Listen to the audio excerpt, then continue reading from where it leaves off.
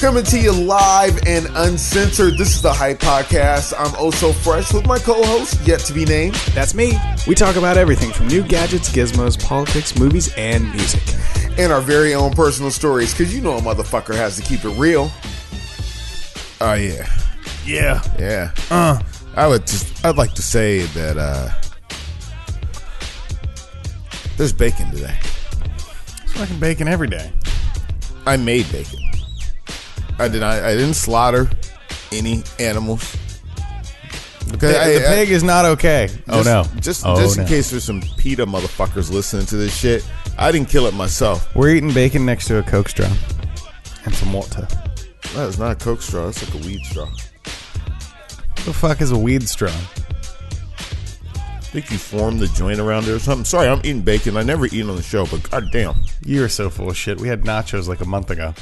Okay. Yeah, we're sitting here like... Shit's good. Do you fuck with pepper bacon? Dude, everybody should fuck with pepper bacon, even vegans and vegetarians. If they don't, they're wrong. I'm totally in the store bitching because the bacon costs $8 for the pack. Mm-hmm. But then, as I've cooked 19 pieces of bacon, still have half a pack left. I'm like, okay, I guess that was a good deal. Every time I see packs of bacon, I always think, I could eat all that in one sitting. Why the fuck would I spend $8 on it? And then I do run into the same ensemble you did. You just like keep peeling it back, and it just doesn't go anywhere. Did you look at the size of the pack? You're going, no, there's no way. Mm-hmm. That's why would I pay $8 just for bacon? I could go to IHOP and get it cheaper. Yeah. You hear about IHOP? So IHOP became the International House of Burgers? No, they didn't. Yeah, but I'm just saying they did that promotion and everybody was like totally clowning. Dude, I mean, that was... IHOP, I'm going to do you a favor right now. Fucking stop it. Okay? Just stop it. Be the International House of Pancakes. Expand your pancake decorations. Expand your skills. But they truly won the day on that because everybody, Burger King jumps in, Wendy's jumps in, they're all on social media going, hey. Then Burger King totally redoes their logo to make it them the Pancake King. And then IHOP goes, hey, no, that was just a promotion. We want you to come check out our burgers. Dude, I don't think Burger King's winning a pancake battle with the International House of Pancakes. Have you ever had, like, I don't know if do they have pancakes? I believe they do. I know McDonald's pancakes are shit. Yeah, McDonald's pancakes are like fucking landmines like in your mouth. Like, who the fuck really buys the pancakes at McDonald's? Nobody on purpose. I'm pretty sure Burger King has a similar breakfast ensemble. Yeah, and then, you know, I'm getting that shit in fucking drive-thru. How the fuck is that working? Like, seriously, like... Listen, if IHOP really wanted to step their game up, they would have just put in a fucking drive-thru. Very true. I'm just saying. Wow. I mean, you get those delicious and the plot pancakes. thickens. Yeah. All I'm saying, you get your thick cut bacon, your scrambled eggs, and your two fluffy, gorgeous golden brown fucking pancakes from IHOP in under 3 minutes. Okay, so here's an idea. And if you steal it, I'll come to your house and I will beat your ass. Today's date is June 15th, Sunday, 11:44 a.m. Patent pending. Ready, go. So why don't they open up a drive-thru and just roll your pancakes up? Dude, that's a fucking incredible idea. Just put butter and syrup on them and just roll them up and put them in a package like a burrito and you can just eat them and fucking go. That is probably the most brilliant idea I've ever heard. I mean, innovation happens right here on the Hype Podcast. I am the host with no name. I'm DJ OSO Fresh. We're kicking it with you every single Sunday right here on the Hype. And I love how you just fucking rolled that right in. I thought you were just like, yeah, on the Hype Podcast. And then I heard the applause and I was like, oh shit, hey, we're live. So, dude, that is a fucking amazing idea. We are kicking it over here at the OSO Fresh Events. Talking about rolling up pancakes in burrito form and sticking it through the drive-thru window. You got your eggs, bacon, a little bit of syrup, a little bit of butter, wrapped in that light, fluffy, golden brown pancake of a tortilla. Yeah, because fuck those fucking wraps they trying to sell you. Dude, those are dumb. With cheese sauce. You know, let's just take a moment and just talk some shit about some fucking cheese sauce. Hey, Taco Bell, I'm hip to the goddamn scam. You know what I'm saying? I want real cheese on my shit. Cheese sauce is, I mean, let's just talk about cheese for a second. That Kraft slices are not considered cheese. They're considered like cheese product. So this cheese sauce probably isn't even cheese product. You're looking at cheese, which is a dairy process that we have to manipulate and make happen. Then they have to manipulate the cheese with other shit that they've manipulated to make Kraft single slices. That's like cutting the pure Colombian Bam Bam down to the fucking Arm & Hammer baking soda. Okay? Take it one step more. Put that bitch in some sand, grind it up, pick it all back up, throw it in a bag, you got your liquid fucking cheese. It is nacho cheese. Yeah. It literally is like the broken down, stepped on. They get you in with the fucking crisp, clean, delicious heaven. And then they just give you this liquid fucking nasty ass product. Now I'll tell you how Taco Bell works. I mean, now that I'm innovating for IHOP, I might as well innovate for them too. Now, if you haven't noticed this, and maybe you're a rich motherfucker and you live deluxe, but if you order anything off the 99-cent menu at Taco Bell, it comes with cheese sauce. Not that bougie ass shredded nacho cheese that you motherfuckers want. Not actual cheese sauce. I mean, it's like stepped on. It is. If you smoke weed out there, why don't you smoke the stems? That's basically what you're getting. I mean, there's stems with extra flavor. If you really want to make a relation to it, that's what it is. Everybody talks about like weed and like stems and seeds. For some reason, and probably many reasons, I go straight to Snoop Dogg all the time. Like, no stress, no seeds, no stems, no sticks. Some of that real sticky, icky. Ooh, cheese. He doesn't say cheese. He says ooh wee. But I was like, no stems, because they used to tell us that stems would make you infertile. What? Yeah, that's the dumbest thing I've ever heard. Stems and seeds will make you fucking infertile. Explain that to me. I don't know. I was young. I just was like, don't smoke that shit. Hey, and you said he was in his room. I don't know. You fucking lied. Like, that's the first thing I ever lied about. Sorry, I just had to completely derail the show. I know who killed JFK too. Whoa. I thought that was going to be our secret. I've been lying about it. Because it's lying for me to say I didn't know. Dude, that's messed up. Hey, we're doing a show right now, and I don't have our topics. Why don't you have our fucking topics? Why? Because I didn't give you any fucking topics. Because today we're going to talk about me and my needs. Okay? We're going to talk about how my fucking American Express card got denied in America at a fucking concession stand. Why? Because they don't accept American Express. They used to have those fucking commercials accepted everywhere. It's Dude, change your fucking slogan.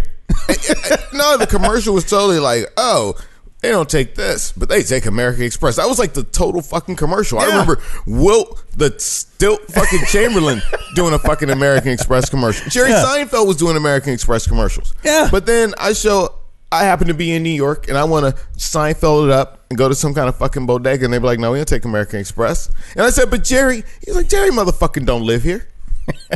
That's a set. Dude, that's a set in LA, fucker. American Express. I can't accentuate that enough. It's in the fucking name. American Express. It's supposed to be an express avenue of purchase and get the fuck out of line, get out of your store, go about my day. But when I got to sit there and you go, we don't accept American Express.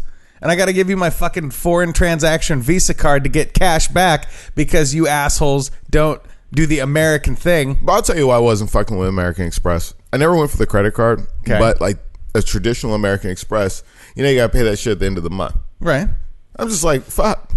What do I need that for?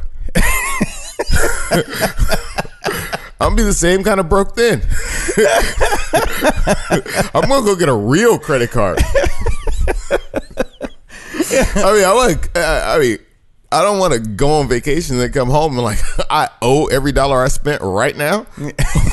Right. That's also true. No. So on top of them not accepting my fucking American Express card at the fucking Bill Burr show, they don't let us take food into the auditorium.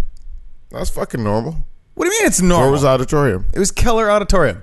Oh no, they're not gonna take your food. Take your food. Why are they selling food? They were selling food, and you couldn't fucking bring it into the show. That's how it works. Where else in the world does that work? Name one other fucking place you've been that shit goes on. Any sporting event? What do you mean any sporting event? Sporting events are the definition of fucking food and booze. But you can't bring any in. What do you mean bring any in? You buy it at the concession stands. So you're saying that they were selling you food at the concession stands, but you could not take them in? I took my American Express that they were like, we don't accept. I whipped out, fucking ninja starred my Visa card into this broad's face. She runs the Visa card for my pretzel, my diet soda, and my water. Okay. The transaction fucking happens. I sign the receipt. She wants a tip. I fucking denied. I get my pretzel. I get my soda. You didn't write stay in school? I get my pretzel. I get my soda. I go to walk in to catch my seats for the fucking show. The security stops me and goes, I'm sorry, there's no food allowed in the auditorium.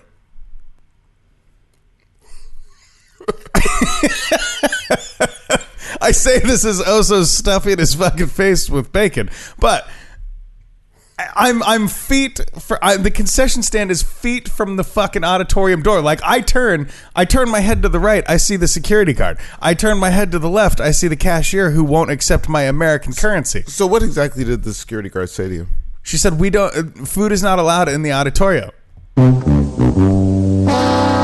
then on top of that, she rolls back with like the Vanna White wheel fucking arm to like reveal this sign that she's standing in front of that says no food in the auditorium, almost like it was a fucking pallet from Moses on the fucking mountain of doom or wherever the hell he got the Ten Commandments from. Hey bro, do me a favor, can you like I don't want to be fucked up, but you got to be somewhere because you keep moving. It's like throwing me off.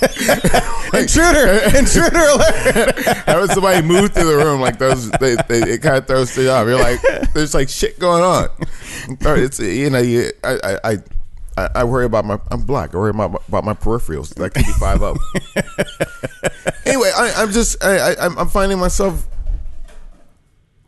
I'm just kind of thrown off. Like I'd be like up in there trying to enjoy the show. Yeah. And I just spent, what'd you spend on the food? $12. You spent $12 on food and you cannot take it into the auditorium? Yeah.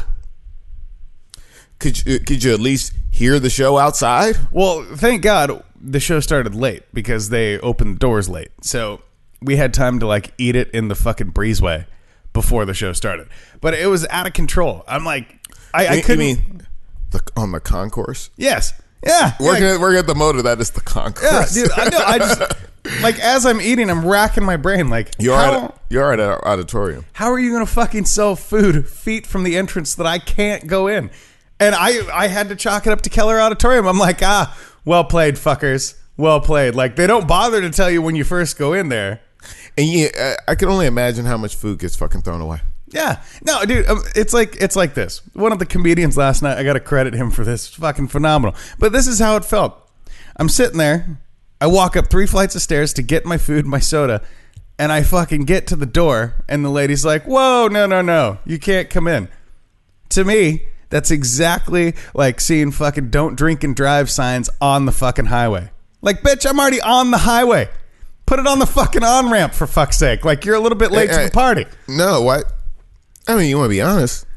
Why don't they put those signs right outside bars? Yeah, right. When's the last time you were in a fucking bar and you saw a sign about don't drink and drive? Yeah. You know what? You could be at a high school and see more signs about drinking and driving. Well, I was at a bar the other day. I'm sure you've seen these too, where they have the breathalyzers. Yeah. And they're going to charge you to use the goddamn breathalyzer. Yeah. Like, bitch, I can go stop by a cop and get one for free. I mean, I just paid a premium fee to be up in this motherfucker. Tipped out well. Yeah. I'm sorry, maybe shitty tippers should not be able to use the breathalyzer, but I'm up in that motherfucker. I took care of you. You got your 25, maybe even 30% motherfucker, and you can't test to see if I can get the fuck home? Shit, I'll be honest with you. The way I tip, motherfucker, you should be offering me a goddamn ride. No, I don't know, man. It's fucking ridiculous. The only sign I've ever seen at a bar that said, drink responsibly, but those are like, that's a Coors fucking slogan. It's like the smallest little tagline at the bottom of their big it's liquor like Michelob Ultra, like only 90 calories, so you won't be as drunk when you drive home. Like, it's fucking retarded. You want don't drink and drive signs outside of bars. I want Halle Berry to fucking give me a blowjob. Like this. It's just not their responsibility to make that happen, I guess. Yeah. But it's not like I'm the only one that wants those. You're see, a lot of people want a blowjob from Halle Berry. That's true. Well, that's true. And I don't need any incentive to not drink and drive. I mean, it's just a lot of responsibility. Like, as I'm leaving the bar, I know I shouldn't be driving already. If I have this sign hanging over me reminding me of that, it's going to ruin my night. Maybe even throw me off a little bit, cause me to get in a car accident. You know what it's going to make me do? Like, I already take back streets. I'm going to take the backup to the backup street. And you know what? There's not going to be any straight lines on my ride home because I'm going to bust a left, and I might circle a block just to make sure I'm not being followed. Because I swear that guy walking his dog looks like a fucking undercover.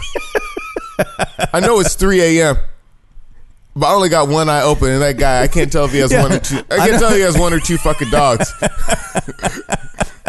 It's 3 a.m. I got one eye open, and this Uber driver keeps repeatedly telling me where to stop. Yeah. I do not condone drinking and driving, but it is amazing that no matter how shitty, and if you haven't drank and drive before, I don't recommend it, but this is something that, you know a lot about yourself. Drunks are like fucking homing pigeons. A drunk will drive their way home. Yeah. If they get anywhere, a drunk will always make it home. Because you wake up in the morning, you're like, I shouldn't have done that. Yeah, but you made it home. Now, if you'd have tried to get you some tail on the way, that's where you're at. Dude, yeah, no. Booty calls on the way home, no, not good. I've realized two things in my adventures under the influence. We'll say adventures because that's not admitting to anything. When I previously got stopped, it's because I was jamming out to Nicki Minaj. So that I do not recommend. You hear a Nicki Minaj song, you turn that fucker off if you've been drinking. Number one. Do they sound good? Like, were you like totally jumping to super bass or something? It was actually Starships, but yeah, I was just like, I was in there. I was like fist pumping. I can't lie. When I'm getting fucking drunk, higher than a motherfucker, yeah, boom. Because I'm not European, so I can't play like dance music like that as a man. Yeah, especially as a black man in America. Yeah. I can't bug out to that shit. It has to be some like crazy shit, like some fucking Drake. Actually, no. You know what? I don't think I got respect for a black man driving around listening to some sappy ass Drake. If he wants to play like back to back or like the Motto or like some manned up shit. Yeah. But nah, like it used to call me, how you tell them? Nah. you the best. You the best. If I catch you fucking with that, it's not like I'm not assertive. I just think about you a certain type of way, like, and not like the way I got a pause on it, like that dude's soft. No, but see that's rule number one. No Nicki Minaj when you're inebriated. Number two, stay off the goddamn cell phone. Yeah. Stay off the fucking cell phone, because that's where the booty call comes in, and you're just like, yeah, and then you swerve a little bit, and then woo, it's all over. Well, no, how you get caught on that is you're trying to find the booty call while you're on your way home, and you're like, as I'm getting closer to the house, my chances are going down. Yeah, percentages are dropping drastically, Captain. Yeah, because when I get to a certain range of the house, booty call or not, I just better just pack it in. Yeah. If I am drunk driving, which I do not do. Drunk excursions. We'll call them. Nah, motherfucker, I depend on Lyft. I don't fuck around. Yeah, no, that's what I'm saying. It makes going out $20 more expensive. Yeah, well, actually $9,980 less expensive. There we go. For the most part. And rule number 3. But who says I'm going to get a DUI every time I go out? I'm just saying. Rule number 3. Because they only catch you time number like 100. Rule number 3. Do not fucking leave at bar 30. If you're going to go out doing that shit like a responsible adult, get home by like 9 or 10. Oh, yeah, the responsible people? Yeah. Especially if somebody has worked in bars, so responsible people are gone by like midnight. At the latest. I know. Like, that's the latest you should ever. Like, there's a little spot up the street from my house, Billy Blues. Okay. You know, they play music or whatever. All their shit's done by midnight. Yeah. Midnight? Get the fuck out. Yeah. Nah, because really, we both been part of that crowd that comes in after midnight. Yeah. Dude, nobody starts drinking at midnight. We're already on fucking bar number 3, and we just happen to stumble into yours. I just got tired of my environment. I just had to switch up my environment. Fuck that. Because I don't understand motherfuckers, that when it comes to drinking, like, I got to change my scenery like once an hour, maybe once every hour and a half. Yeah, I can see that. I can't. But that's for me, it's for like malicious purposes though. Like if I don't change my scenery, I'm worried that I've been in one spot too long. Like there's just like a crowd of fucking gangsters that are gonna walk in and like shoot up the place. I watch too many crime TV shows, dude. You know, it's amazing. You know, we live in the small suburb of Portland. Yeah, it's in Washington, but it's a suburb of Portland. This is Vancouver, not BC. Son. Not BC unless you're talking about big cocks, ho. Blood. Woo! Sorry, I just had to get gangster on him with you real quick. Like, Nah. It's I mean, I've been hearing, the grapevines tell me they've been shooting in our little town lately. What? Yeah. I mean, shut the fuck up. No way. I've never been a shooter type. Like, what could go so wrong at a fucking nightclub that I would want to shoot? Dude, first of all, what is that doing? Like, is the baby mama hanging out there? Is just some dude leaning against your wall? Is he wearing your shoes? I mean, what the fuck's going on here? For me, I think it's about in game. Like, what is your fucking end game? Like, you can't be premeditating to kill a motherfucker. At least you might get off of manslaughter because you running out to your car. But I don't know, how long do you have to premeditate for you to get murder one? Have you ever think of that shit? It's just like that. It's literally the flip of a switch. Oh, okay. Yeah. It literally right now, if I was like, man, I want to fucking kill OSO Fresh. Bam, that's premeditation. Oh, okay. Like planning it, the heat of the moment, like you punch me in the face and I punch you back, break your nose and kill you. That's not premeditated. Okay. That's kind of spur of the moment in the act, like it just fucking happened. So, because I didn't know if you had to get a day, a week, or even a year. When it comes to premeditated murder, I didn't know if they had to find your plan like a suicide note. Like, I'm gonna kill John. Fucking PowerPoint presentation and shit. Well, I'm just sitting there like, I mean, motherfucker, you shooting in a public place. Like shit, and the gun's probably not even, like you're probably gonna get a charge just for having the fucking gun. Oh no, shit! Because people who have guns registered to them don't shoot up clubs. You know what's funny? So I actually learned this the other day because I've been researching how to get my conceal and carry in all 50 states the easiest way possible. So in my research, I come across this article. So I make a phone call to one of my buddies in law enforcement, and I ask him about this article.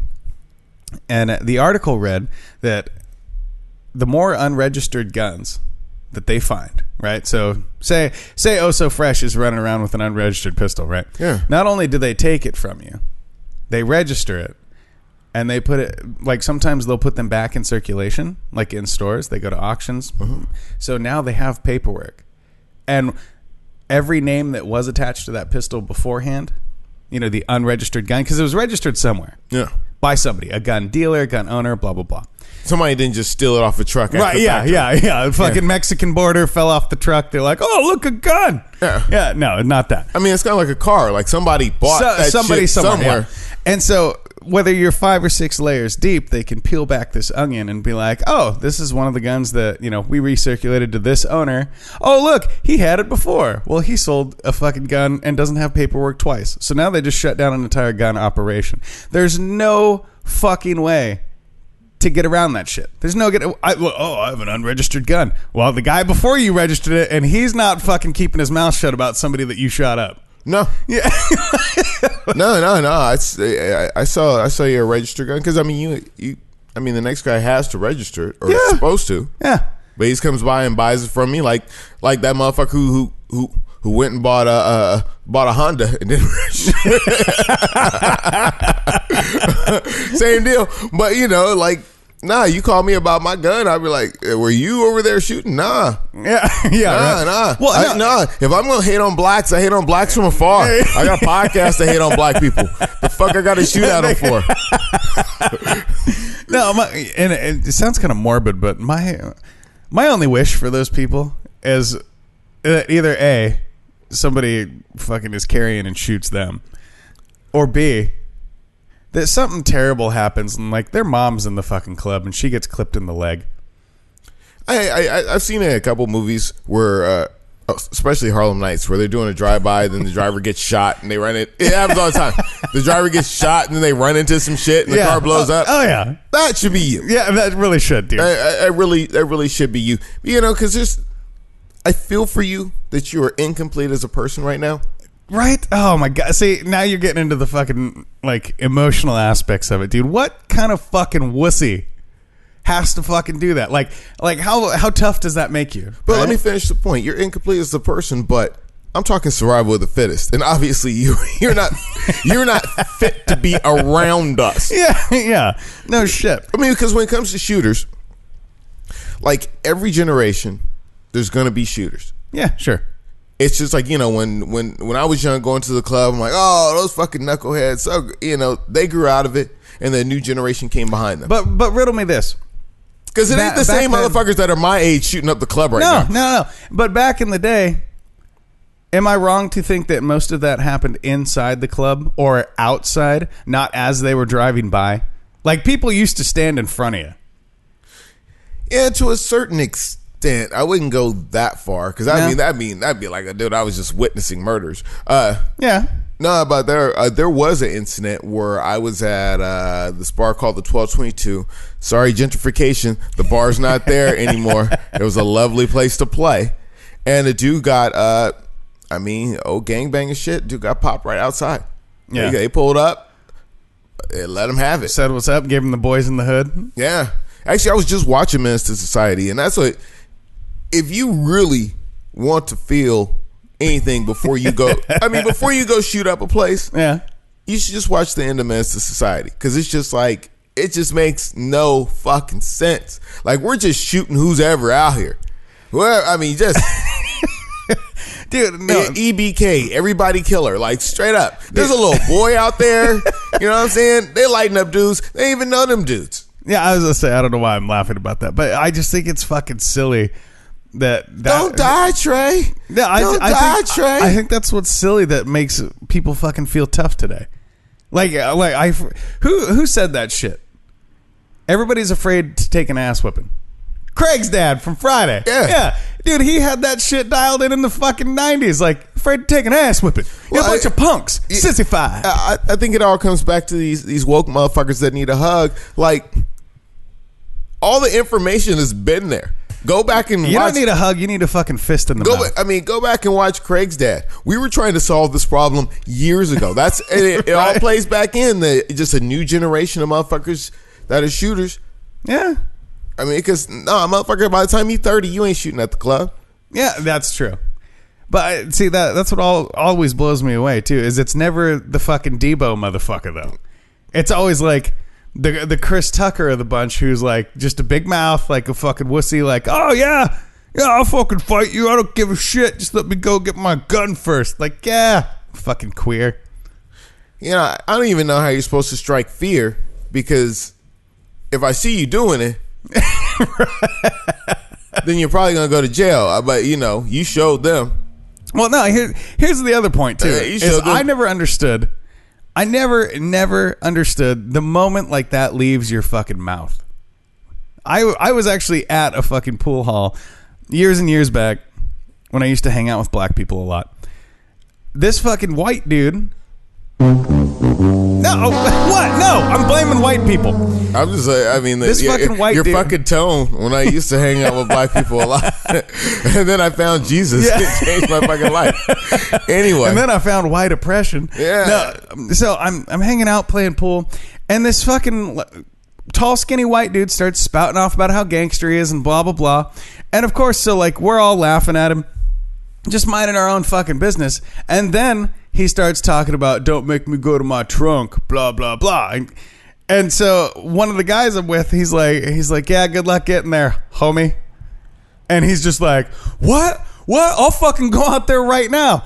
And he made a move towards the door, and my buddy walks up and goes, whack. Just fucking punched him in the face. And goes, nah, we won't be doing that. Why don't you just go back to your game and enjoy your night? Because the clerk's standing there like, is this guy gonna fucking shoot up my pool hall? And then gets punched in the face, and the dude's like, well, why'd you hit me? so let's get this straight. Is it a mass shooting if you just that dumb motherfucker that goes out to his car and just gets his gun and just starts shooting people? Is that considered the same thing? And I'm not trying to be funny about that. I don't know. I think the term mass shooting's fucking stupid. Because that's premeditated. Yeah. Because motherfuckers that do the type of shit that comes on the news, it's like that motherfucker was sitting at home. Like that's he had a plan. Yeah. He thought that shit out.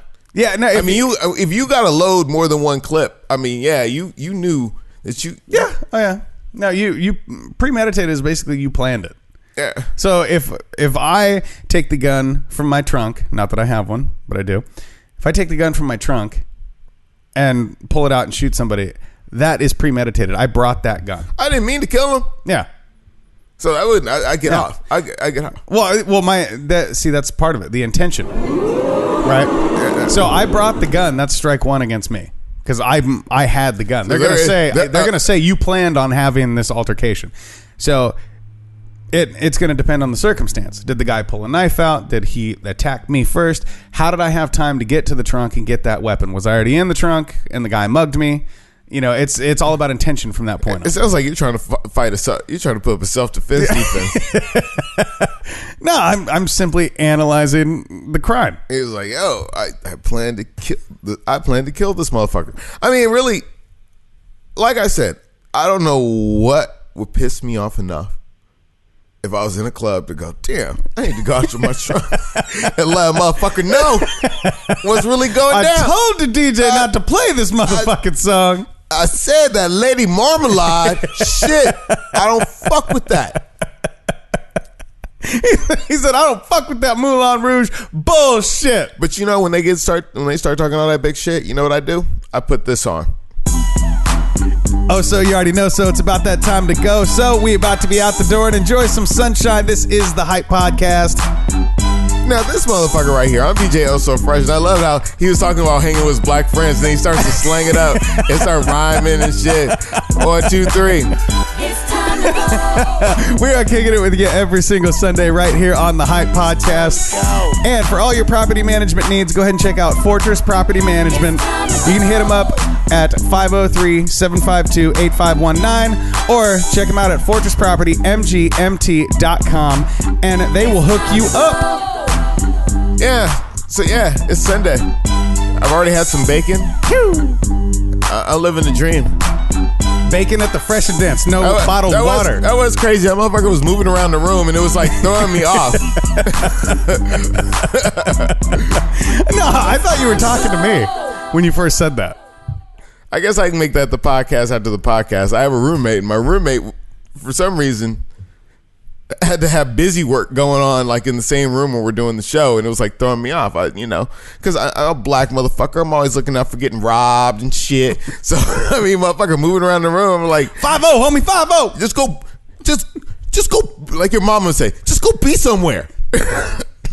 That is the Hype Podcast. We are out. Fuck it. We'll do it live. Listen to this motherfucker rhyming and shit.